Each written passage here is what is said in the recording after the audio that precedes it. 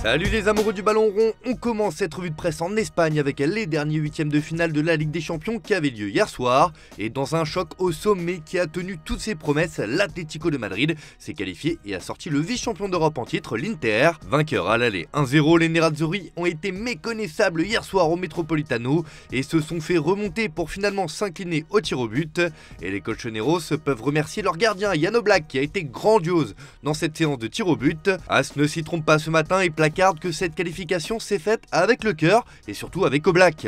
Un Atlético héroïque a vaincu les vice-champions d'Europe par le jeu et le courage et les a éliminés au tir au but. Le gardien slovène qui a arrêté 2 pénaltys a été décisif. Pour Simeone, avec ce public, nous sommes un de plus, c'est passionnant. De son côté, Marca estime que cette qualification est brutale. L'Atlético joue un match, pousse l'Inter dans ses derniers retranchements et remporte une séance de tir au but mémorable. 2 arrêts d'Oblak déclenchent la folie au Metropolitano, se réjouit le quotidien madrilène. Enfin, Mundo Deportivo parle d'extase sur sa couverture pour évoquer cette qualification. En revanche, en Italie, ce matin, c'est la soupe à la grimace. La Gazzetta dello Sport n'y va pas par 4 chemins et placarde sur sa une Inter comme ça fait mal, avec la tête dépitée de Lautaro Martinez, auteur du dernier pénalty raté pour les interistes. Pour le journal au Papyrose, l'Inter n'a pas fait le boulot et sort par la petite porte.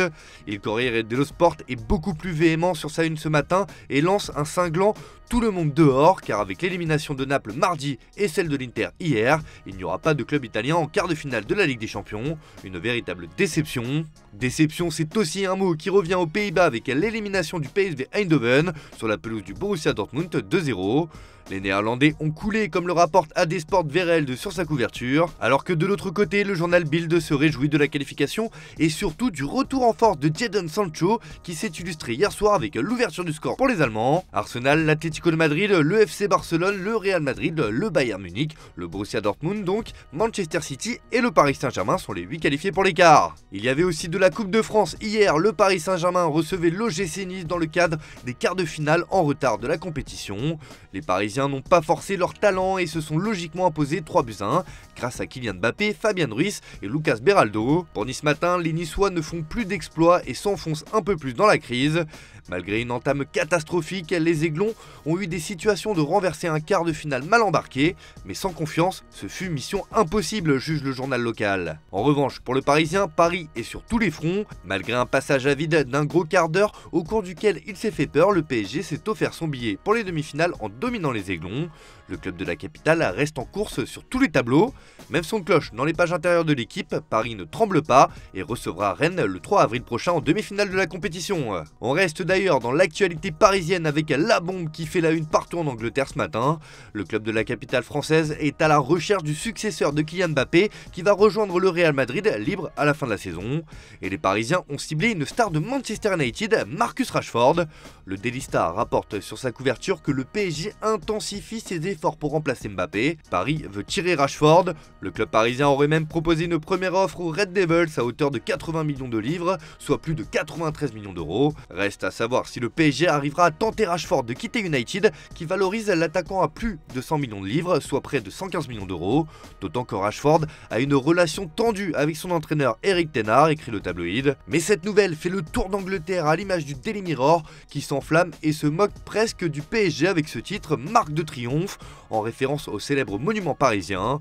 De son côté, le DD Express estime que le PSG vise Rashford pour remplacer Mbappé et est prêt à faire des folies pour s'attacher à la star anglaise. Réponse l'été prochain, mais le club de la capitale française travaille d'arrache-pied pour se trouver une nouvelle idole. On file en Espagne où le FC Barcelone n'en a que pour Pau Cubarsí, le défenseur de 17 ans qui a éclaboussé de son talent le 8e de finale retour de Ligue des Champions contre Naples mardi. Ce matin, Sport placarde que l'avenir du club Blaugrana se fera avec Cubarsí. Au Barça, on pense que le défenseur central va devenir un joueur d'exception et le vestiaire est enthousiaste quant à son développement et son humilité. Le joueur n'a pas l'intention d'écouter les offres et a déjà commencé à négocier sa prolongation au sein du club Blaugrana. Son impact sur le monde du football a été spectaculaire et demain, il tentera d'obtenir sa première convocation en équipe nationale, indique le journal catalan. Mais dans ses pages intérieures, le quotidien précise aussi que son talent ne passe pas inaperçu. Le PSG notamment se penche sur le défenseur qui a un contrat jusqu'en 2026, mais une clause libératoire très basse située entre 10 et 15 millions d'euros. Un véritable cadeau que compte bien tenter le club parisien. Au Real Madrid, Arda Güler, qui commence à se faire une place avec un peu plus de temps de jeu et un but le week-end dernier, a pris une décision forte pour son avenir. Comme l'indique AS sur sa une ce matin, Güler reste, ni Madrid ni le joueur n'envisage un prêt. La saison prochaine, il jouera un rôle plus important dans l'équipe. Le Turc veut s'imposer durablement dans la capitale espagnole et sait que son tour viendra la saison prochaine. En attendant, il prend son mal en patience et scelle déjà son avenir au club merengue. On termine ce tour de la presse en France avec la une de l'équipe qui revient sur la qualification du PSG en Coupe de France, mais surtout sur la prestation de Kylian Mbappé, auteur d'un but hier soir. Mais ce n'est pas ce qui nous intéresse. Comme le placard le quotidien sportif français, plus vite, plus haut, plus fort, mais plus loin des Jeux. En effet, la possibilité de participer aux Jeux Olympiques cet été à Paris serait de plus en plus compromise, alors que l'attaquant a plusieurs fois manifesté son intérêt. Mais il y a plusieurs raisons à cela. Le Real Madrid ne serait pas très chaud à l'idée de voir son super recrutement de l'été enchaîner 2 compétitions internationales après de 10 jours d'intervalle en cas de finale d'Euro avec les Bleus. Un rythme effréné qui n'offrirait donc aucune semaine de vacances aux Français pendant tout l'été. Enfin, autre paramètre et pas des moindres, Kylian Mbappé va surtout devoir digérer un gros transfert au Real Madrid cet été. Il arrivera en tant que superstar et aura donc une pression assez importante sur ses épaules. Et avec la bataille pour le ramener ainsi que l'argent dépensé, le Real n'acceptera pas de voir son joueur vedette gâcher son début de saison pour une compétition qui n'entre pas dans les dates FIFA. Pour le club madrilène, il y a aussi des enjeux financiers, puisqu'une tournée estivale aux États-Unis est prévue et forcément la présence du joueur serait un énorme boost sur le plan marketing afin de remplir les stades ou sceller des accords avec des sponsors. Une tournée à laquelle il ne pourrait pas prendre part en cas de participation au JO. C'est donc aussi pour cette raison que le Real Madrid voit d'un mauvais œil sa présence à Paris cet été. Voilà, c'est tout pour ce matin. Bonne journée à tous. Merci de votre fidélité. On se retrouve en fin d'après-midi pour le JT Foot Mercato.